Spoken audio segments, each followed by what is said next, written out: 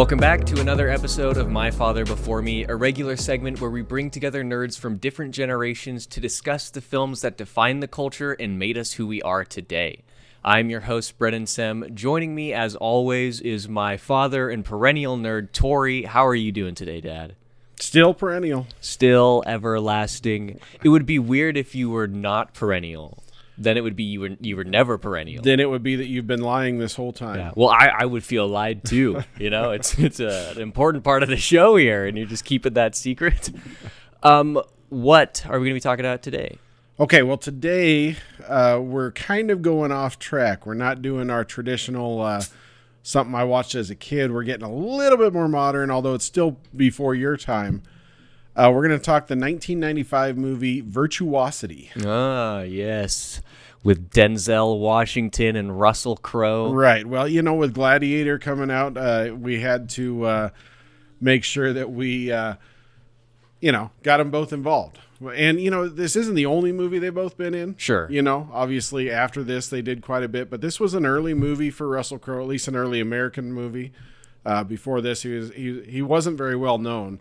And he was primarily Australian cinema before this, right? And then, of course, Denzel, he's already got an Oscar by now, I think, by 95. I think he... I think so. Was it Glory? Did he get one for Glory? I can't remember. I think Glory was his...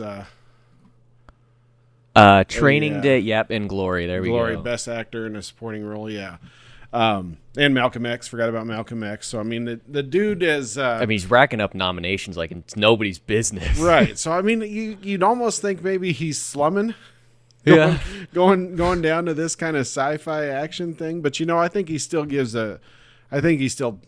his performance. I think he does a good job. I mean, you say that, but it is you say slumming it, but it has definitely been a running theme of these My Father Before Me's that we have Oscar winners and these absolute garbage fires. Well, that's because they know where the good stuff is. They go off and do their fancy Oscar crap, but this is the real cinema. Yeah, they know what the people want. That's right. So I'm going to say this is, again, like I try to do very little reading before I actually watch this. And so I was watching it, and I knew the basics that it was like Russell Crowe was like an AI or something. But that was pretty much the extent of my knowledge. And it was very jarring in the beginning to see Denzel Washington like dressed like he's a member of the Nova Corps, right? just running through these like suit-clad individuals. Well, as we've seen, this is in futuristic 1999. Yes, so yeah, it was way ahead of the obviously time. They felt that policing and prisons were going to be quite a bit different in the 4 years after this movie came out. Yeah, well, I mean, who's to say that we're going in the right direction here? Maybe we need to go to these VR prisons. I think that would be fun. I suppose. I don't know. I think it would be a lot of effort.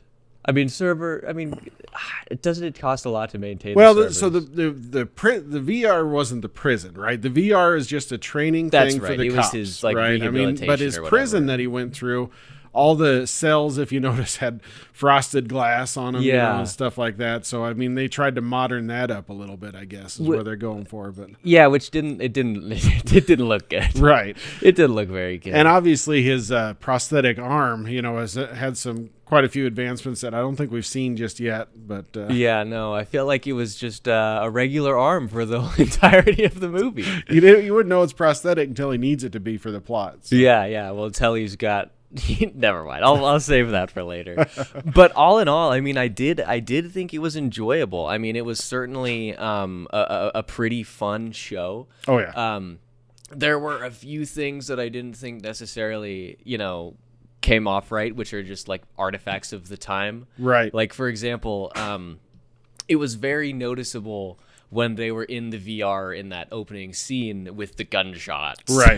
That was terrible. Well, I do have to say, so this is Jurassic Park was 93. This is a couple years after Jurassic Park. Right. But the difference being Jurassic Park was textures and bitmaps put on a wireframe. And these guys, instead of that, they were doing what's called vector graphics. So what they were doing was kind of, I don't know if you'd say groundbreaking, but it was something that hadn't been done. Now, you can argue the success of it, whether it was good or not. And I suppose that they weren't totally worried about it because a lot of it was in the VR world, and of course, VR world's going to look like a VR world, right? Yeah, you've got an excuse. Yeah, maybe they can run with it a little bit more. So yes, 2 years after Jurassic Park, but we are doing a different style, or a different type of CGI. So you can see where that would look a little bit different. So. Yeah. And I will say it did, like the gunshots, there was the scene later in the movie. I don't even remember, I guess, what happens. I think this is when he's in like the club or whatever, but he shoots a guy right in the dome, and that looked pretty good. Right. But just, when they're in the VR, it just looks terrible. Yeah, they definitely, and I don't know whether that's the style choice or just the limitation of the graphics at the time. I'm assuming they were trying to go with a style choice for VR. I don't know. It felt like a style choice to me because the like actual shape of the gunshot wound was like very, I don't know, pointy, I guess. Right. I don't know what the word I'm looking for. Pointy gunshot wounds. That's very descriptive there. All right. I'm picturing it in my head right now, the pointiness of it all. Well, yeah, you could see this Google search didn't exactly do much. It did call out. I'm not going to spend another hour. Well, I'm not going to lie, one of the things I've enjoyed doing on these podcasts that we've done is I've gone back and watched other people's little making of featurettes or stuff like that just to remind myself a lot of that stuff. And I, like I said, I watched a lot of making of when we talked about Escape from LA. I remember HBO always having their making of specials, but there's not a lot on Virtuosity out there. I can't imagine why. So I think it was one of those unsung things. And of course, the year that it came out in 95, Denzel had 3 movies come out. He had that one. Wow. Crimson Tide, which is an excellent, I always thought I haven't seen it in a while, but I always thought it was a good, submarine type movie. And then Devil in a Blue Dress or something like that. He had come out at the same time. Oh, no, sorry. I missed the thing. I was going to say he had 4 in the Philadelphia, but no, that was 93. But yeah, I mean, he definitely had a lot of stuff coming out. It was the Denzel-essence or whatever. Yeah. Renaissance? I don't know. I lost it there. I don't know. I think it works. It definitely rolled off the tongue very well.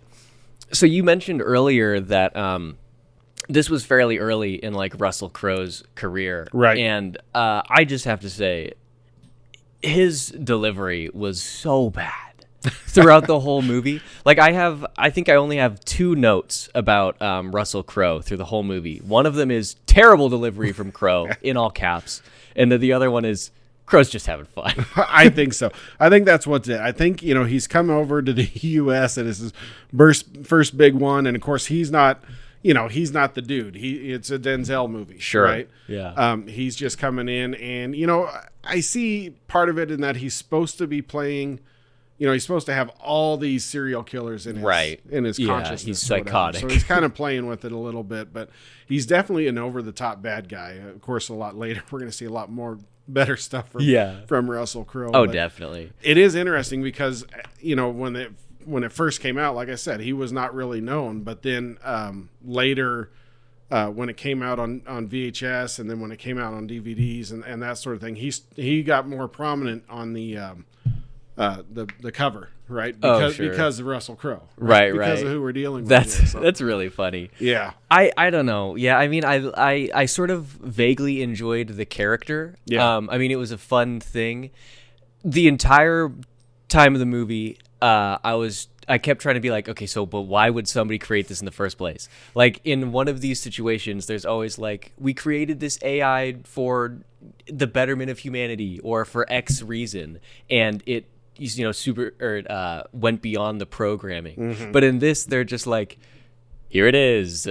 Well, I can see part of what they're going. They're going for a way to train cops, right? That's their thing. They're trying to do this simulation thing, and VR is all the rage, in the 90s and stuff. I remember a movie called Disclosure that was with Michael Douglas, pretty good, and it was a VR business kind of drama thing. It's definitely worth a watch sometime. Oh, Demi Moore. Yeah, it's a pretty good one. Of course, Michael Crichton book it's based off of. Oh, so then you know it's good. Yeah, and it's pretty decent. And the whole premise of that is they're trying to sell a VR tool to businesses, and stuff. Yeah, Donald Sutherland. Sorry, R.I.P. for disclosure. There we go. We had to get an RIP in. Well, I had to make sure. I had to double check that he died before I said it, so that was why there was a little bit of a delay.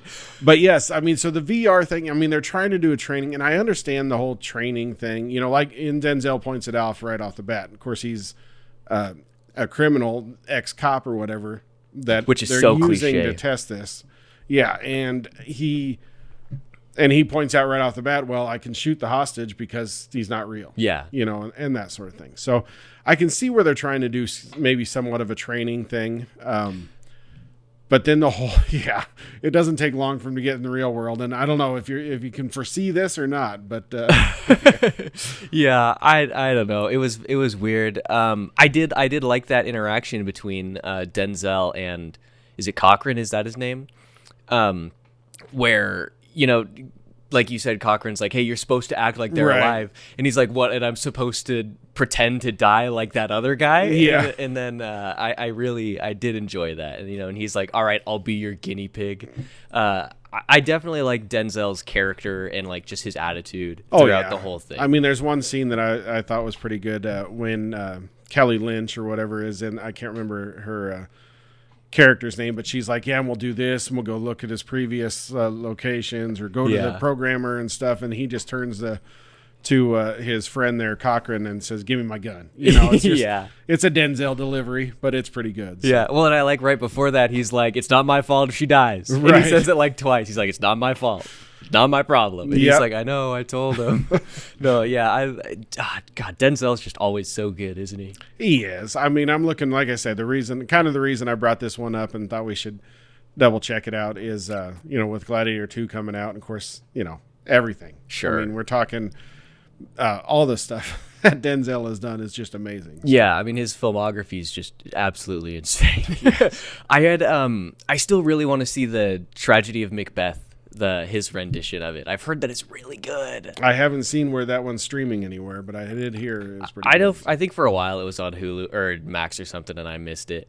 But so I'm glad to know that that's the reason that you suggested this, because I did have a theory for why you had suggested it.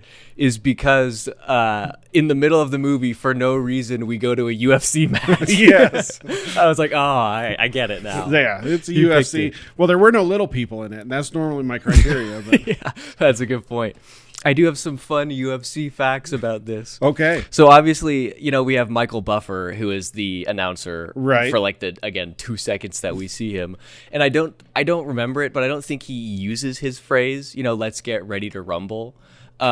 And I think the reason that he probably didn't use it is because this movie was made just a couple years after he'd gotten the trademark for the phrase. It was cost too much just to say that phrase. Yeah. They were like, we're going to pay you, but we don't want that.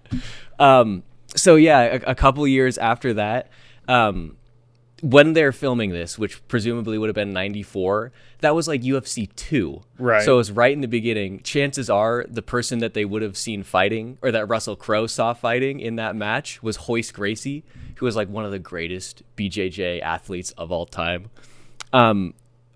Also, Michael Buffer was only a UFC commentator for 6 and 7, which would have taken place like the year that this came out.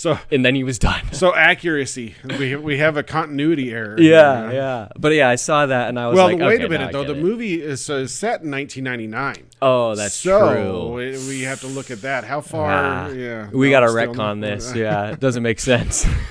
But I thought that was fun. I didn't expect to see Michael Buffer, of all people. Well, and I did see in one of the trivias, and you would know better than I, the IMDb trivia actually names one of the fighters who's in there as an actual UFC fighter. So I don't know if they brought someone in or, or excuse me, or when that occurred.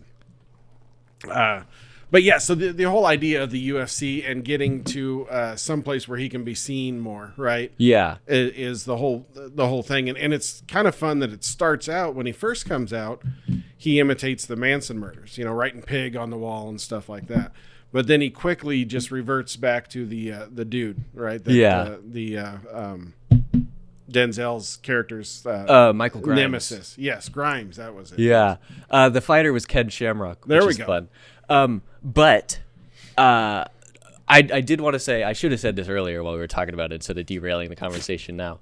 But I think it's actually really, really interesting that they chose to use the UFC in the first place. Right. Because what is the forethought there? Right? Because, again, at the time this had been made, we would have had a year of the UFC. Right. At that point, it wasn't this huge thing. You know, it was very not down to earth, but it was very niche and it was brutal, right? And so to look at that and be like, or at least have the concept of, oh, this could be something that is huge, right, such that it would be plausible in 1999 that this is a reasonable place to go. I got to assume they're looking at it from the whole the violence side of it, right? Yeah. Because I know, back in the day, UFC was like and I didn't follow it much. I barely followed boxing back in the day, but it was the mean brother of boxing. Yeah, or there were no right? rules. Yeah, just to come out, just like some of these ultimate football sports are supposed to be so much more hard hitting than the NFL, right? And that kind of thing. It's where like you say, it wasn't necessarily that big of a thing. So I'm assuming they're looking at it because they're kind of paralleling that violent side of things. Obviously when Sid finally takes over the TV broadcast or whatever, he's more important. The numbers start going up as he's getting more and more violent, right? And that's what he's loving. So I assume that's what they're trying to parallel there. Just because, like I say, UFC was a little bit more violent than boxing. Maybe that's where they're running with it. Yeah, no, that definitely makes sense. Yeah, and especially at this time, like I said, I mean, there were no rules. It was like brutal, Right. And I don't know. They might not even have had rounds at this point. Like that's how early it might have been. Like Cage they might have match. just been 25, like just fights. Well, it's just Thunderdome. Well, and they were doing tournaments at this time too. So like I said, I mentioned Hoist Gracie earlier. He would fight for like 15 minutes, just straight BJJ, put him away, and then he would fight again that night. Like that's just so crazy. Anyways, you mentioned the many multiple personalities of Sid 6.7, I believe. 6.7. Yeah, we actually haven't even said the full name up until this point, 20 Right. minutes into the episode. You had mentioned a little bit about his different, little psychoses and personalities. We'll be back to talk a little bit more about that in just a moment after a brief word from our sponsors. These days, it's hard to know what's worth watching in the little free time you have at the end of the day. We know you work hard and don't want to spend hours searching for the perfect movie. So make things easier on yourself. Let us do the looking for you. Take a break from work and experience cinema.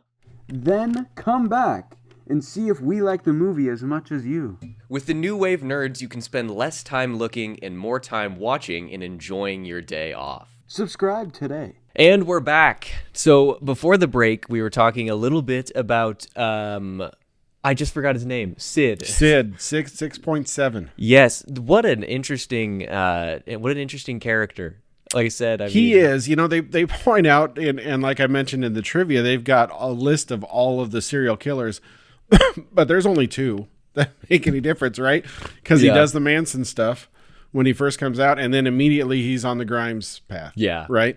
So, I mean, they didn't play with that a whole lot. No. He just, they just used it to discuss how sadistic he is, I guess. But. Yeah. Well, and so here's the trouble is that I think if you're going to have like the main villain be, like this AI that supposedly has multiple personalities from serial killers and the like, I think you would want to do it in a way where you could obviously show those different personalities coming through. Mm-hmm. But I think the trouble with that is that means that you kind of sort of have to go like a 7-level neo-noir crime thriller, right? With this serial killer who's copycatting this stuff, and then you see like a couple different instances. Right. There's nothing to it as far as solving the crime because we know he's following this pattern, Yeah. or anything like that, right? It's not satisfying. He just shoots him a bunch. He just wants to be on TV. Yeah. And it makes it easier to find him, I guess. Yeah, I suppose. But I'm not obviously gonna read through the entire list of serial killers here because that would take a while. But I'm gonna read through as many as I can in one breath. Here you we'll go. Just see how far I get down to the list. All right. David Koresh. Sorry, I already. You already broke it. All right. David Koresh, Thomas McIlvaine, I don't know, Frederick Cohen, William Bowen, Harvey Glattman, Peter Cooten, William Brian Cruz, Charles Whitmore, Eileen Carol Warnos, Peter Sutcliffe, Kenneth McDuff, Jesse James, Dr. Glennon Engelman, Harry Carrickton, Dr. Eason Kaplan, Norman Zebley, Juan Perón, Winnie Ruth Judd. All right. Well, you didn't even get to Ted Bundy. I was hoping I would get a lot farther Billy down the here. Kid. Augusto Pinochet, that's fun. Carl Panzram, you said Bundy. Like you said, Sirhan. Yes. Ed Kemper, Benito Mussolini. We got the whole smorgasbord of statists over here. I really wish they would have used it a little bit more. Yeah. Just to kind of play with that and give us some kind of, I mean, like I say, you could build it into the plot, how they find him. You could build it into, like I said, when he came out, he did the Manson murders, but there's so many other murders out there, or that you could, so many other, famous things out there that you could mimic or have him mimic that would give you some sort of a freaky device, right? Or something like that, just to keep that story going a little bit. But they go straight into to his counterpart, and that's about it, right? Yeah, no, I think they definitely sort of dropped the ball on that. But in opposition to that, I will say that I thought the interplay between Denzel and Russell Crowe was really good. Right. I thought it was really interesting being able to see like the memories of Denzel Washington and how that played into the rest of the story moving forward. I do think that was pretty well done. Well, and it gives us a good backstory. And of course, how he got lost his arm. Yes. Obviously that plays into the big finale, right? For little Kaylee Cuoco. Kaylee Cuoco. Cuoco. And how he knows not to open the door and that sort of thing, which again, is that I guess that gives us a little bit more for him to do based off of how he knows this bad guy. Yeah. But even then, taking it to the next level with, everything, the pressure plate and all the stuff, it gave us some sort of a tension, I guess. At the end, so. I do agree. I do think though that it's one of those things where if your idea is that this is the villain or the ultimate, end to this is going to be them doing this, I guess it's not really like a cat and mouse game, but where Russell Crowe says, if you have thought of it, I've thought of it already. If you're going to do that kind of story, I think that, again, that's the kind of thing that you want to kind of have like peppered throughout, but it wasn't really. I mean, there were a few times, where he was like, aha, I know what's up, but not really. Right. It was, I do have to say, I like the whole Russell Crowe villain. From the standpoint of, first he, when he's on that subway car and he shoots the lady, even everybody else thinks Denzel does it, right? There's a thing there. And then, of course, we open up with the whole trip through the VR so that it kind of gets his partner thinking that could have happened easily. You know? And then we get to the, the escape attempt or whatever, when he lets him out and he's kind of giving him a... well, like you said, I'm holding the memory of killing your family, and that sort of thing. I mean, that really gives it some stakes. Yeah. Well, and there was the scene where Russell Crowe says, "You just bring Grimes out of me," basically. Right. That was I really liked that part. I thought it was good dialogue. In the delivery, there was good, unlike the rest of Russell Crowe's. Right. Well, it gives me something to, we talk about cast, crew, stuff like that. The director of this, of course, not doing a whole lot, but one thing that he did do just a few years before this was the Lawnmower Man, based on a Stephen King novel, and it's basically the same thing, a computer AI kind of goes a little bit crazy. Oh, Pierce Brosnan. Yes. But yeah, based off of Stephen King books. So one of these days when we start doing more of our Stephen King retrospective, I'm sure we'll get into this one as well. So he kind of had that to him. And Denzel, in an interview I saw, kind of mentioned, he says, one of the things that drew me to this movie was the technology and stuff. And Brett really knows that. Probably because he just did that movie, and that sort of thing. But so yeah, the director didn't, and the writer didn't have a whole lot in the way of credits as well. Yeah, I did see that. I saw that he wrote the story. We talked about this on our Highlander episode. He wrote the story for the Highlander Endgame, which everybody tries to ignore completely. Oh, this is the one that people ignore. Okay. Well, I think 2 and 3 they try to ignore, and I think this is the third one if I remember right. But Brett, I think, did it say Brett was also the director on this one too? I think so. They teamed up again for the arguably one of the bad Highlanders. But I just deleted. I might be thinking of the sword. I can't remember now. All the Highlanders. So I mean, we've kind of got a little bit of a connection there, but other than that, there's not a lot to this. Oh yeah, he did. Okay, so the director did Highlander: The Source, but the writer did Highlander, the other Endgame. Endgame. I think it was. That's what it was. So, which I do not think is like Avengers Endgame at all. But. I'm sure it's just as good. No, I'm just kidding. That really does sadden me a little bit to hear that the rest of the Highlanders are bad, because that movie was fun. Oh, we're gonna watch them at some point. We've got to start one of these days when we're done going through the movies that I watched as a kid. We're going to see how they progressed and see what we can do there. We're gonna have to do some franchising there. Yeah, well, don't we have like 57 Iron Eagles or something to do? There's definitely a row of those. Yeah, worth catching up on. Sadly, no Fire and Ice, but dang it, Fire and Ice 2. But maybe we can review all the comic books. There we go. Now we're thinking.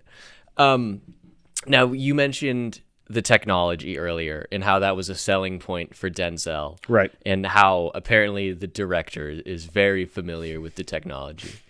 I have one specific complaint with the technology in this film. Just one? And it's one very specific.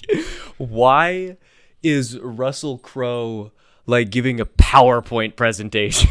like what? Like that looks so terrible. Like right in the beginning, after we have the is it a bar, a diner? In the beginning, the sushi bar, that's what it is.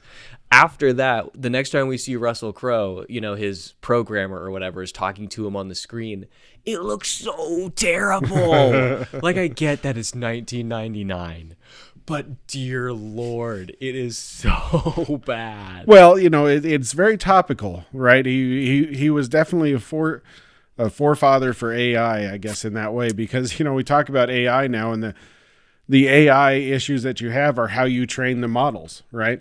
So maybe that was the Russell Crowe that was just trained to do business presentations. Yeah, there we go.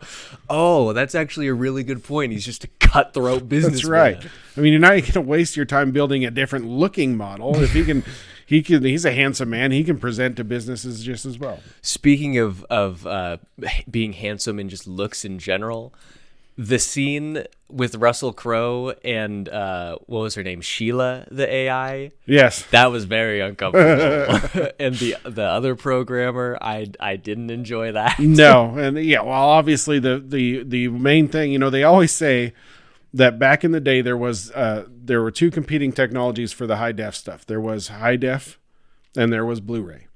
And the reason that Blu-ray won out was because the porn industry accepted Blu-ray. So any technical advancement we have is all due to horny programmers. I believe that. They're lonely. That's right. A lot of them, not all of them. I mean, the dude built a nanotechnology that could make a person out of glass. Out of glass. And his first application, besides the snake to test it, was to move on to the girl. So yeah, no, it's a very good point. I would think you'd want to try maybe an intermediary between snake and person, but I don't know. I mean, it worked out fine, I guess. It did. So. It did. Oh man. So again, this is a My Father Before Me movie. So, of course, we have to have our main character racing against the clock, against something that has been injected into his brain. Correct.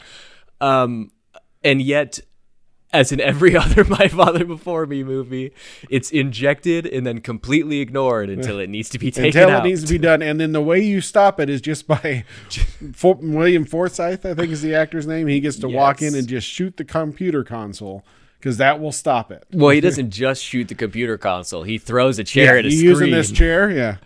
Which that guy, Forsythe, that's somebody else I want to bring up as a cast member. I mean, he's one we see in all kinds of things. Of course, I think it's right after this is when he's real big in The Rock. Sure. And that is definitely, he's definitely fits that role perfectly. Yeah, right? definitely. Oh, he was Sammy the Bull Gravano. There you go. Gotti. Sean Connery. I was like, who's the guy from The Rock? Oh yeah. But I mean that William Forsythe, he's been in a lot of things, but he is that dude. He was in the Untouchables. Well, it was the TV series. He was the Al Capone in the TV series. That I didn't know. So they remade this as a movie, right? Now what is it? Was the movie first or the TV series first? So we talked the movie. I mean, the movie's definitely worth a viewing for sure. Well, there's another series. Oh, okay, that's the series. That's 50. He wouldn't have been in that one. That's an older one. 59 to 63, 87. So this was 87 is the movie. When was this show? I think we talked about Untouchables when we did a Sean Connery, right? What am I thinking of? There's some other movie. It's set in like the Prohibition era. I don't know. Not important. I guess I thought it was the Untouchables, but I suppose not. We definitely need to watch the Untouchables sometime. But the movie, the Sean Connery movie. Yes. I think I'm confusing. I think I know why I'm confused. I'm conflating two things. This Prohibition era movie, and then I'm also thinking of The Departed. Oh, there you go. Yeah. For some reason. I don't know. No, it's not. I don't know. Important. Other cast. Speaking of Virtuosity, we have William Fichtner, who's been in all kinds of things. A very memorable face. Right. He is all over the place. Of course, Armageddon.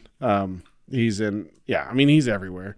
He mentioned he thought that about 80% of his scenes were on the cutting room floor. Oh, really? So this could have been a lot longer movie if we would have had the whole William Fichtner episode series, I guess. I don't know. Well, yeah, I mean, I feel like that at least some of those could have been used, because in the cut that we got, basically it just felt like he's just a creepy guy and he just doesn't do anything but be creepy. Right. He's just the, and I don't think we haven't done RoboCop. I don't know if you've seen it, but he's the corporate guy, right? He's the evil corporate guy. That makes sense. Just trying to do this evil corporate thing. So, but obviously he's been around a ton.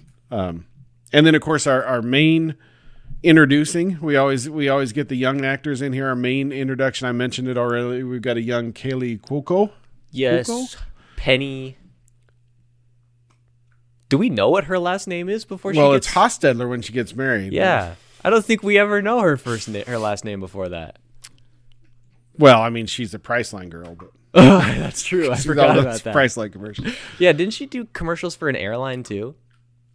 Well, she was in a series called The Flight Attendant. That's what I'm thinking. Yeah. And I watched a couple episodes of that and lost track of it, but it was decent. I have not seen her in a single other thing. Of course, her big start was 8 Simple Rules, which 8 Simple Rules for Dating My Daughter, I think, and that's the show that John Ritter was on when he died. Oh. They were actually filming it. John Ritter, and he had his aneurysm. Like, he walked across the street to get a sandwich or something and died. Wow.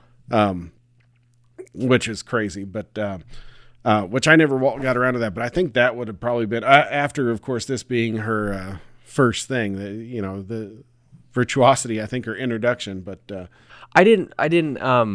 She's the voice actress for the new Harley Quinn in like the DC stuff. Yeah, I didn't know that animated one. Yeah, she is. I haven't seen any of the new DC stuff except for Crisis on Infinite Earths, and she's not in that. Oh. I don't know if her voice really matches that. Well, if you're trying to make so the animated one is trying to make Harley the main person, And I don't think you go with the traditional super squeaky Harley Sure. if she's the main person. If the show is about her. Yeah, that right? would get annoying real fast. I think she did. I watched a few episodes of that. There were some funny bits to it, but New season. Is this for last year? Oh, it might even be older than that. I don't know. I'm sure I'll watch some of it at some point. at some point, 48 episodes already. So now you're getting to the. I didn't know this was going on that long. You're gonna be getting into the Star Trek thing where you can never watch it because you have to watch all of it. That's true. That's very true. But these are only 20 minutes long. Yeah, they're nice and quick. And there's not quite as many. No. According to IMDb, so take it with a grain of salt because IMDb was wrong about the release date of The Penguin too. But the next season of this comes out this month. Yeah, I wouldn't trust that at all. I wouldn't trust Yeah. that as far as I can throw it. The way Warner Brothers and Max and everything has been messing with their showtimes. Who knows when they announce that and somebody put it on IMDb, and Yeah. I wouldn't trust that one too far. But. Yeah, no, I don't know. There's been so much Harley Quinn stuff since Suicide Squad. It's like it's oversaturated. And Yeah. so it's like I enjoy the character, but when there's this much of it, I get so irritated. It's worth it to back off a little bit. Yeah. Yes. Yeah. That's why I was glad, or I wasn't glad when there were some strong rumors saying that Harley Quinn's going to be in Batman Part 2. Like, we just got Joker 2, which I haven't seen, but is a whole movie about Joker and Harley. Right. Like, just let Joker be Joker. We haven't seen anything like that since 2008. Well, are they bringing Joker into the Batman? Yeah. Well, Barry Keoghan was in... Yeah, I didn't know if they're going to bring him. That light's going down.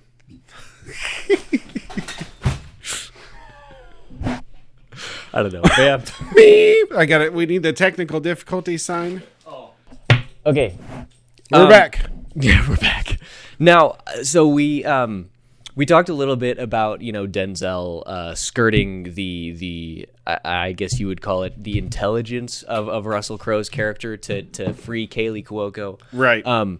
But the actual strategy that they used to get the information out of him was obvious, but it makes perfect sense. I think that in other movies we've seen this before where we don't know that it's happening, right? If they could have played with that a little bit, maybe that would have been a little bit better. Right? So here's what they should have done: is they should have had the first thing we see be Denzel getting smushed, Right. and then. That's how you do it in literally every single other situation. Right. I mean, any other time it has ever been done, you show the thing which is like, say, the hero getting killed, and then you proceed like that's true for a couple scenes, and then they pop up and you show how it's different. Well, or they show him, and this was one of the things that they focused on was him pulling the little thing out of his head, right? Yeah. If instead at that moment when he's starting to suck up all the glass from, which that's the first thing I thought, okay, yes, he's impaled on glass, but that's what he like needs. his superpower, right? So when he's starting to suck that all up, at that point maybe you have him actually suck it up and kill Denzel, right? Yeah. Or something like that, and then move on. But then in reality, we do a quick after they get the information, we do a quick flashback and see, oh yes, instead he pulled that thing out or something. You know what I mean? They give us the trick, or something like that. They're trying to fool, and sometimes that can go a little wrong. Some people don't like. I've heard on podcasts people who hate it when it's a dream sequence and stuff. But I think that this would have been a fun way to do that. Yeah, and I will say, I don't know if it was done well, but I did enjoy it while it happened. After it. Like, immediately, I was like, okay, well, this is a weird choice. But then just to see Russell Crowe just, like, continue as though everything were normal, right? With Kelly Lynch looking the other direction, I was like, all right, it's fine. Yeah. Like, it is what it is. But did you have any final thoughts, Dad? I don't think so. Like I said, this one, it's not one that I went nuts about or anything like that as a kid or anything that we've done before. I just wanted to go back and revisit a Gladiator. You know, after seeing the trailers for the new Gladiator and then thinking about here's a movie with both of them in it. One of the early movies, like I said, they've done other ones. I think American Gangsters one they did together. I think they've done a couple movies where they're both in it. And of course, they've always been, for a while there, they were competing back and forth for Best Actor and that sort of thing for Oscars. Yeah, I just thought it was worth the viewing just to check it out again and see what we thought. So. Yeah, no, definitely. I agree. I mean, I think it's really fun. I mean, like I said earlier, it's always great to see Denzel. I mean, he's always awesome. I don't think Russell Crowe was good in this. I think Russell Crowe can be a pretty good actor at times, but definitely not here. But no, I agree. I think it was fun. Like I said, I really enjoyed like the backstory that they'd given Denzel, and it was compelling. So definitely fun. I would say this is maybe one of the more enjoyable movies we've watched. I don't know if it's one of the better ones, but I'll say it's one of the better made movies. Right. Probably just because it's more newer. modern. Yeah. Yeah. You're definitely going to see more technology and that sort of thing, and it has more modern sensibilities for storytelling. Just because naturally we're moving that way in these movies that we're watching. So yeah, definitely. And I will tell you on my personal IMDb account, I rated this one a 6. So below Willow.